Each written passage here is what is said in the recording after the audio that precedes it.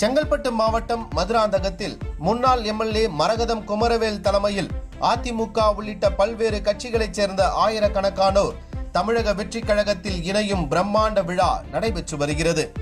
தேசிய நெடுஞ்சாலையை ஒட்டியுள்ள மைதானத்தில் நடைபெறும் இந்த நிகழ்ச்சியில் ஏராளமான தொண்டர்கள் மற்றும் பொதுமக்கள் பங்கேற்றுள்ளதால் போக்குவரத்து நெரிசல் ஏற்படும் சூழல் உருவானது.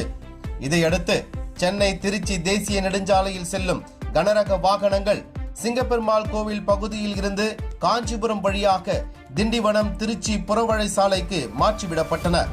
போக்குவரத்து சீராக நடைபெற காவல்துறையினர் மாற்று வழி ஏற்பாடுகளை செய்து வாகனங்களை வழிநடத்தி வருகின்றனர்.